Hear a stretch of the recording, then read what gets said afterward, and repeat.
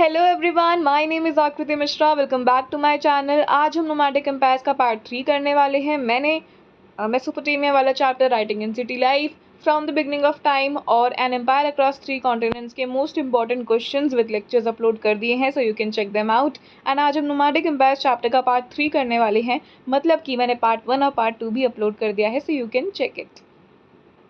तो अब तक हमने जाना था कि नोमैडिक और एम्पायर कॉन्ट्राडिक्टरी हैं और इसी कॉन्ट्राडिक्शन को हम इस चैप्टर में पढ़ रहे हैं। एक्चुअली इसमें हम पूरा ये जो चैप्टर है ये चंगेज़ खान पर बेस्ड है, तो मैं थोड़ा बहुत रीकैप करा देती हूँ। देन हमने जाना कि सोर्सेज क्या क्या थे। तो इनिशियल सोर्सेज क्रॉनिकल्स थे, ट्रैवलॉग्स थे, इलॉजीज थी, सिटी बेस्ड लिटरेचर थे और साथ साथ हमने देखा कि जो ट्रैवलॉग्स थे कुछ काफ़ी ज़्यादा बायस थे। मार्को पोलो के ट्रैवलॉग्स जो कि लैटिन और इटालियन लैंग्वेजेस में लिखे गए थे, वो दोनों के कंटेंट भी अलग थे। मतलब चलो लैंग्वेजेस में तो अलग अलग तुमने लिखा है, बट कंटेंट भी अलग थे। सो जिनके लिए मंगोलियन एम्पायर, जिनके लिए हम कह सकते हैं चंगेज़ खान बुरे थे, उन्होंने उनके बारे में बुरी बुरी बातें लिखी हैं। एंड जिनके लिए चंगेज़ खान अच्छे थे, उन्होंने अच्छी अच्छी बातें लिखी हैं। तो बेसिकली ज़्यादा सोर्सेज इसके नहीं हैं। ये जो सोर्सेज हमें देखने को मिले हैं ये आगे जाके लिखे गए हैं। मतलब मंगोलियंस ने खुद कभी इतना ज़्यादा इनिशिएट नहीं करा अपने बारे में लिखने का। जब उन्होंने करा तो वो आगे जाके डिस्ट्रॉय हो गया। एंड फिर चाइनीज़ वर्जन आता है the secret history of Mongols का, जो कि काफ़ी ज़्यादा बायस्ड होता है एंड उसके कॉन्टेंट वगैरह में भी काफ़ी ज़्यादा चेंजेस हमें देखने को मिलते हैं। देन हमने रशियन रिसर्चर्स के बारे में भी पढ़ा था कि ज़ारिस्ट रेजिमे में जो चीज़ें लाई गई थी वो भी काफ़ी ज़्यादा बायस थी। लेकिन कम्युनिस्ट एरा में हमें बार्टोल नाम के एक व्यक्ति देखने को मिलते हैं, जिन्होंने जो चीज़ें लिखी थी चंगेज़ खान के बारे में वो थोड़ी अच्छी थी। देन हमने मंगोल्स के बारे में जाना। ईस्ट एशियन एथनिक ग्रुप्स थे, मंगोलिया से ओरिजिनेट हुए थे एंड इनकी जो लैंग्वेजेस थी वो तातर्स, खितान, मानचूस, तुर्किक ट्राइब्स से काफ़ी ज़्यादा सिमिलर थी। एंड 13th सेंचुरी में इनका काफ़ी ज़्यादा दबदबा था एंड लोग इनसे काफ़ी ज़्यादा डरते थे, क्योंकि जहाँ भी जाते थे लूटपाट मचाते थे एंड पूरी सिटी को डिस्ट्रॉय वगैरह कर दिया करते थे। देन हमने जाना कि पैस्टरलिस्ट रहते थे और हंटर गैदरर्स रहते थे। जो पैस्टरलिस्ट थे और हंटर गैदरर्स थे, इसमें हम लोग बेसिकली नोमैडिक पीपल की ही बात कर रहे हैं। तो ये लोग बेसिकली एग्रीकल्चर परफॉर्म नहीं करते थे, क्योंकि इन्हें थोड़ा अलग दिखना था। इन्हें एग्रीकल्चर नहीं करना था, ये हल वगैरह नहीं उठाना चाहते थे। तो that is why they choose these occupations. But कुछ लोग ऐसे भी होते थे जो एग्रीकल्चर करते थे, जो कि सेटलर्स में आते थे, यानी कि उनके परमानेंट हाउसेज हुआ करते थे एंड वो इन लोगों की तरह एक जगह से दूसरी जगह पर घूमा फिरा नहीं करते थे फॉर शेल्टर और फूड। तो बेसिकली जब इनके में अच्छे रिलेशन थे तो ये लोग ट्रेड करते थे। जैसे कि जो हंटर गैदरर्स थे वो इनको बदले में फर वगैरह, एनिमल मीट वगैरह ये सारी चीज़ें दे दिया करते थे, और बदले में जो एग्रीकल्चरिस्ट थे वो फूड वगैरह जो भी उनके पास है वो बदले में दे दिया करते थे। तो ये हमने देखा। लेकिन कभी कभार इनके बीच में लड़ाई भी होती थी एंड उस लड़ाई में सबसे ज़्यादा नुकसान सेटलर्स का होता था। देखो मैं अभी रीकैप करा रही हूँ तो इसलिए मैं थोड़ा जल्दी बता रही हूँ, क्योंकि इट्स जस्ट अ रीकैप। अगर आपको डिटेल में जानना है तो आप पार्ट 1 और पार्ट 2 देख सकते हो। देन हमने पॉलिटिकल स्ट्रक्चर के बारे में पढ़ा था कि इनके कबीले हुआ करते थे, उन कबीलों के हेड हुआ करते थे। कबीला बेसिकली मतलब होता है कि पेट्रीलिनियल होता था बेसिकली, मतलब फादर के नाम पे इनके कबीले हुआ करते थे। एंड जो चंगेज़ खान का पॉलिटिकल सिस्टम था उसमें हमें काफ़ी ज़्यादा मल्टी एथनिसिटी देखने को मिलता है। सेकुलरिज्म हमें देखने को मिलता है कि मतलब वो किसी पर्टिकुलर ट्राइबल पीपल को फेवर नहीं करता था। उसके आर्मी वगैरह में आपको काफ़ी ट्राइबल हम कह सकते हैं आइडेंटिटी के लोग देखने को मिलते थे। देन हमने जाना सेटलर्स और नोमैड्स के बीच का रिलेशन, जो मैंने आपको भी बता ही दिया। वो लोग ट्रेड करते थे, कभी कभार लड़ते भी थे, और इस वजह से ग्रेट वॉल ऑफ चाइना भी बना है। इसमें मैंने अलग से एक शॉर्ट्स भी डाला है, तो आप वो देख सकते हो। फिर हमने चंगेज़ खान के बारे में पढ़ा, जिनका पहला नाम, जब वो पैदा हुए थे तो उस वक्त उनका नाम तेमुजिन था। देन आगे जाके उनका नाम चंगेज़ खान तब पड़ा जब उन्होंने काफ़ी प्रसिद्धि हासिल कर ली थी, काफ़ी ज़्यादा वो जो है जाने जाने लगे थे। तो ये सब हमने देखा। इन्होंने काफ़ी स्ट्रगल सहा है अपनी लाइफ में। इनकी बीवी किडनैप हो जाती है बचपन में, जब ये 10 साल के थे तो इनके फादर नहीं रहते हैं एंड इनको काफ़ी ज़्यादा स्ट्रगल करना पड़ता है। स्लेवरी भी इन्होंने सही काफ़ी ज़्यादा। तो ये चीज़ें हमने जो है देखी। फिर हमने अलाइंसेस देखे कि बोगोर्चू से इन्होंने दोस्ती की, रूलर ऑफ केराइट से करी, जमूका से करी, लेकिन आगे जाके तुगरिल और जमूका ये दोनों इनके दुश्मन बन जाते हैं। एंड फिर हम देखते हैं कि कैसे ये तुगरिल को हराते हैं, देन जमूका को हराते हैं, मर्किट्स जिन्होंने इनकी वाइफ को किडनैप करा था उनको हराते हैं। एंड ये सब हमने देखा, और ऐसे जाके ये जो है आगे जाके खान ऑफ मंगोल्स बनते हैं, यूनिवर्सल रूलर बनते हैं, और ऐसे जाके ये चंगेज़ खान बनते हैं। अब हम बात करने वाले हैं, यहाँ से हमारा टॉपिक अच्छे से शुरू होता है कि अब हम बात करने वाले हैं एक्सपेंशंस की, कि इन्होंने कितना एक्सपैंड करा, इन्होंने कितनी टेरिटरी वगैरह हासिल करी। तो ये अब हम देखने वाले हैं। सबसे पहले हम लोग चाइना में देखते हैं। चाइना जो है बेसिकली 3 डायनेस्टी में डिवाइडेड था। Xia, or you can say Western Xia in northwest China, Jin dynasty in north China and Song dynasty in south China. तो Jin dynasty था, Song dynasty था और Xia in northwest China में हमें देखने को मिलता है. तो जो हमारे चंगेज़ खान थे वो 1209 में डिफीट कर देते हैं and great wall of China को भी ब्रीच कर देते हैं एंड पोकिंग उसको ये उस वक्त सैक भी कर लेते हैं 1215. तो बैटल इनका जो है कंटिन्यू रहा 1234 तक. इनका जो बैटल है वो कंटिन्यू रहा एंड चंगेज़ खान फिर 1216 में जो है रिटर्न होते हैं और बाकी एरियाज़ में फोकस करते हैं. तो हमने क्या जाना, हमने ये जाना कि चाइना 3 डायनेस्टीज़ में डिवाइडेड था, वेस्टर्न सिया, जिन डायनेस्टी और सोंग डायनेस्टी. इन तीनों डायनेस्टीज़ को ये जो है डिफीट करते हैं और 1216 में रिटर्न होते हैं और 1215 में इन्होंने पोकिंग को ऑलरेडी सैक कर रखा था. अब हम बात करेंगे सेंट्रल एशिया में. तो सेंट्रल एशिया में भी हमें 2 एम्पायर्स देखने को मिले थे, जैसे कि हमने अभी चाइना में देखा कि वहाँ पे 3 डायनेस्टीज़ काइंड ऑफ थी. यहाँ पर हमें 2 देखने को मिलती थी, कारा खितान और ख्वारिज़्म. ख्वारिज़्म का कुछ अलग ही इंटरेस्टिंग किस्सा है, तो देखते हैं. तो 2 एम्पायर्स थे, कारा खितान और ख्वारिज़्म. 1218 में ये क्या करते हैं कि कारा खितान को लाइक वन ऑफ द जो 2 एम्पायर्स था सेंट्रल एशिया में उसको ये डिफीट करते हैं कारा खितान को. एंड जो ख्वारिज़्म एम्पायर था उसको ये डिफीट करते हैं 1219 टू 1221 के बीच में. एंड आगे जाके थोड़ा और एक्सपैंड करते हैं. अब देखो, सेंट्रल एशिया में 2 एम्पायर्स थे, कारा खितान और ख्वारिज़्म. ख्वारिज़्म का थोड़ा अलग ही किस्सा पड़ जाता है क्योंकि ख्वारिज़्म से ये दोस्ती वगैरह काइंड ऑफ करना चाहते थे, अपने ट्रेड रिलेशंस अच्छे करना चाहते थे. लेकिन ख्वारिज़्म के राजा जो एम्परर थे वो काफ़ी ज़्यादा अजीब थे, काफ़ी ज़्यादा क्रूअल थे. तो उन्होंने बेसिकली अपने मैसेंजर को भेजा था, एक दूत को भेजा था कि ताकि इनकी जो है दोस्ती वगैरह स्टैब्लिश हो जाए, ट्रेड के रिलेशंस अच्छे खासे हो जाएं. तो इसके लिए इन्होंने अपने मैसेंजर को भेजा था. लेकिन ख्वारिज़्म के जो एम्परर थे लेकिन वो इतने ईगोइस्टिक थे कि उन्होंने मैसेंजर को ही मार दिया, जबकि ऐसा होता नहीं है. चाहे तुम्हारा कोई कितना भी बड़ा दुश्मन क्यों ना हो, लेकिन उसके मैसेंजर को तुम मार नहीं सकते हो. एंड चंगेज़ खान को बदला लेना था क्योंकि वो कुछ ज़्यादा ओवर ही हो गया था जब उन्होंने मैसेंजर तक को मार दिया. तो चंगेज़ खान ने बहुत बुरी तरीके से बदला लिया.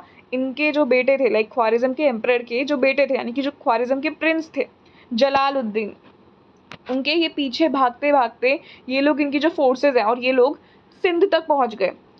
सो हम देखते हैं कि कैसे ये ख्वारिज़्म के प्रिंस के पीछे तक जो है सिंध तक चले गए उन्हें सर्च करने के लिए.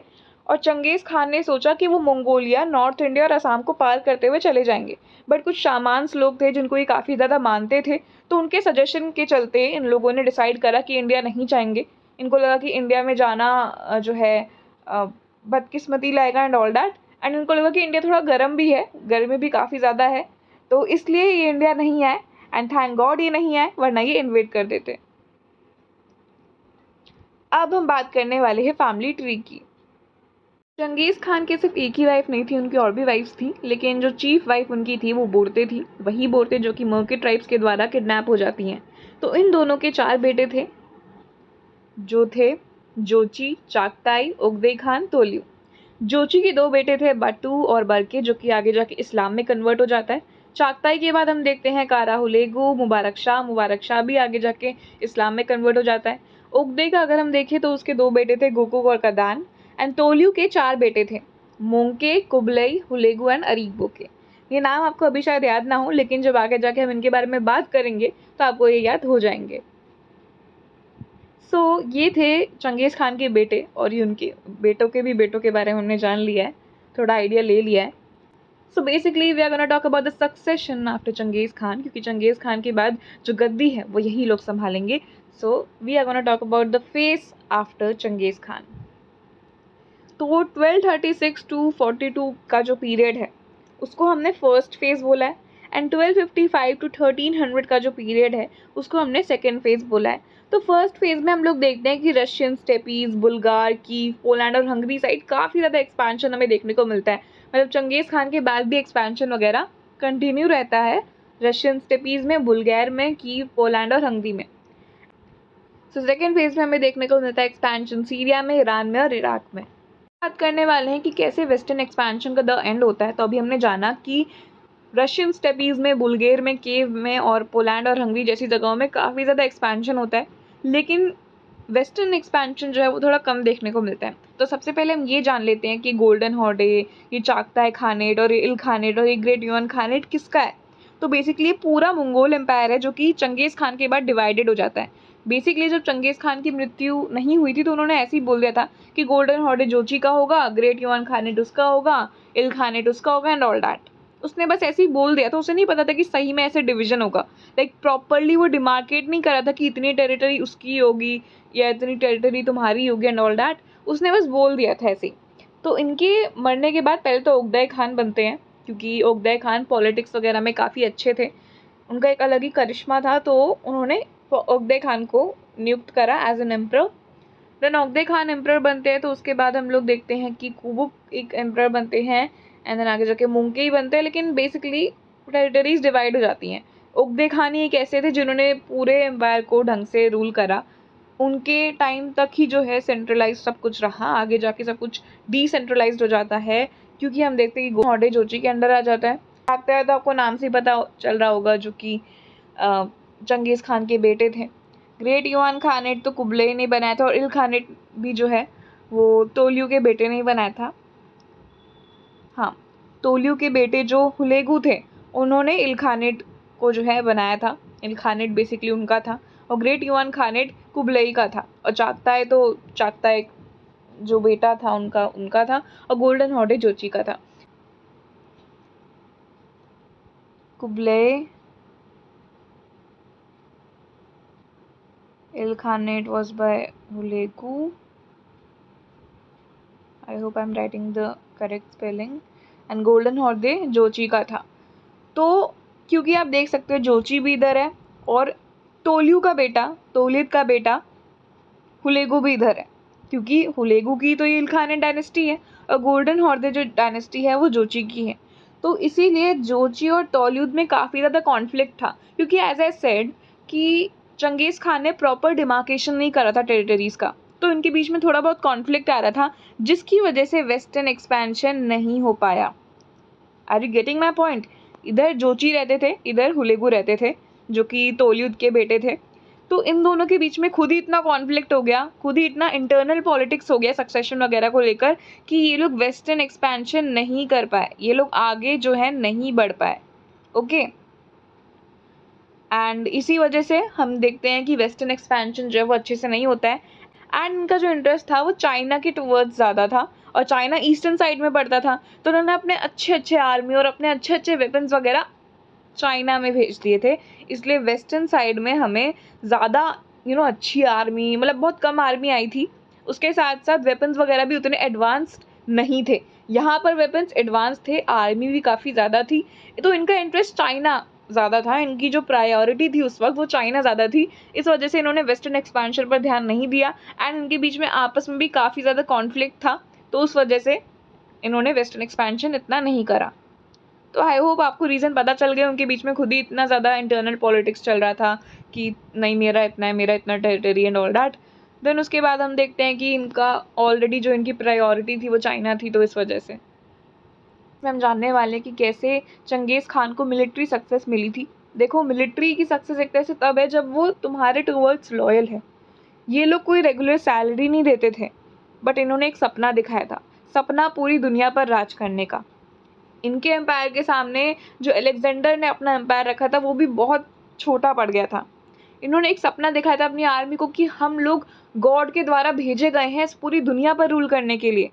चंगेज़ खान मल्टी एथनिसिटी रखता था, सेकुलरिज्म रखता था, जिसकी वजह से सोल्जर्स उसके साथ काफ़ी ज़्यादा कनेक्टेड फील करते थे, उनको काफ़ी ज़्यादा अच्छा लगता था, क्योंकि चंगेज़ खान मेरिटोक्रेसी को फॉलो करता था। मतलब कि वो उन्हीं लोगों को अच्छी पोजीशंस देता था, जो कि ऐसा नहीं कि वो किसी पर्टिकुलर ट्राइब से बिलोंग करते तभी वो इस पोजीशन को जो है हासिल करेंगे, ऐसा नहीं था।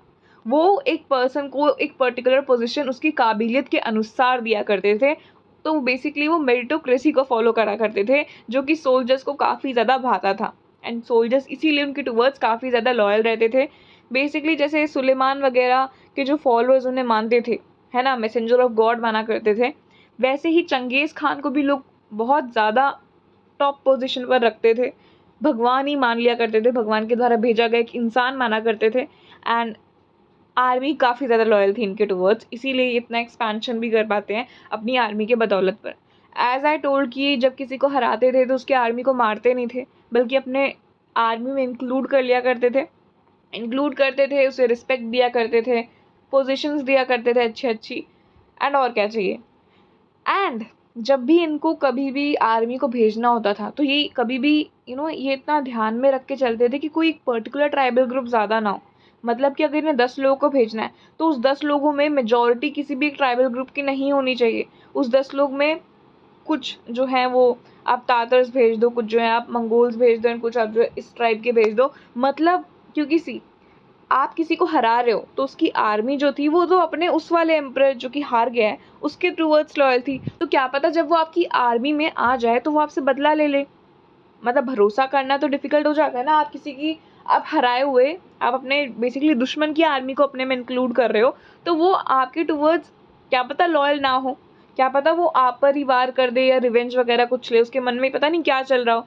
तो ये चंगेज़ खान ने काफ़ी ज़्यादा ध्यान में रखा था। एंड अगर वो 10 लोगों को ही भेजा करते थे, जिसको उर्बन हम लोग कहते थे या अर्बन कहते थे, तो जब वो 10 लोगों को ही भेजा करते थे तो उसमें भी वो ये देखते थे कि किसी पर्टिकुलर ट्राइब की मेजॉरिटी ना हो। मतलब 10 लोगों में 5 लोग ऐसा ना हो कि वो तातर्स हों जिनको मैंने हराया था, फिर पता चला वो तातर्स लोग मेरे ही सोल्जर्स को मार दे और मेरे साथ ही जो है दुश्मनी मोल ले। तो वो ये नहीं चाहते थे और इसको प्रिवेंट करने के लिए उन्होंने ऐसा करा कि अगर वो 10 लोगों को ही भेजा करते थे तो उसमें भी काफ़ी ज़्यादा डाइवर्सिटी होती थी, कोई किसी ट्राइब का, कोई किसी ट्राइब का, ताकि इनके मन में गलती से भी ये ना आए कि हम चंगेज़ खान से बदला ले लें। 100 लोगों को भेजा करते थे तब भी ऐसा होता था कि वो इस तरीके से अरेंज करा करते थे आर्मी को कि कोई भी पर्टिकुलर ट्राइबल पीपल उसमें मेजॉरिटी में ना हो। ऐसे 1000 लोग भेजते थे, उसमें भी ये देखते थे कि कोई पर्टिकुलर ट्राइबल पीपल मेजॉरिटी में ना हो, क्योंकि अगर मेजॉरिटी में हो गए तो वो साथ में मिलकर कुछ भी कर सकते हैं, चंगेज़ खान के साथ रिवेंज ले सकते हैं। तो चंगेज़ खान काफ़ी ज़्यादा ध्यान में रखकर चलते थे। चंगेज़ खान की आर्मी एज़ आई सेड 4 सन में डिवाइडेड थी, क्योंकि इनके 4 बेटे थे। तो 4 सन में आगे जाके डिवाइड कर दी गई चंगेज़ खान के बाद। एंड जो ये होते थे आर्मी वगैरह, जैसे कि कमांडर्स वगैरह होते हैं इनके, तो उन कमांडर्स को ये लोग नोयांस बोलते थे। रैंक्स वगैरह प्रोवाइड करी जाती थी चंगेज़ खान के लॉयल्स को, जो चंगेज़ खान के टुवर्ड्स लॉयल रहते थे उनको रैंक्स वगैरह प्रोवाइड कर दी जाती थी। बेटों को भी जो है रैंक्स वगैरह प्रोवाइड कर दी जाती थी। कोई रेगुलर सैलरी नहीं थी, तो आप देख सकते हो कोई भी रेगुलर सैलरी नहीं थी, फिर भी वो काफ़ी ज़्यादा लॉयल थे। क्योंकि जब भी ये लूटपाट कहीं पर मचाया करते थे तो जो लूट का सामान होता था वो ये शेयर कर लिया करते थे आपस में। लाइक जो आर्मी हुआ करती थी वो अपने पोजीशंस को देखकर शेयर कर लिया करती थी।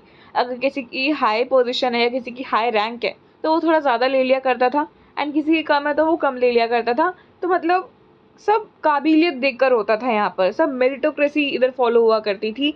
एंड इसीलिए सोल्जर्स लॉयल थे एंड अच्छे थे चंगेज़ खान के टुवर्ड्स, एंड ऊपर से सपना तो दिखाई दिया था दुनिया को रूल करने का, तो इस वजह से। So yes that's it. I hope आपको अच्छा लगा हो। ये पार्ट 3 पार्ट 4 जल्दी आएगा, so stay tune for it and do not forget to like comment share and subscribe as it motivates me to create videos like this. Bye bye, see you soon with the next video.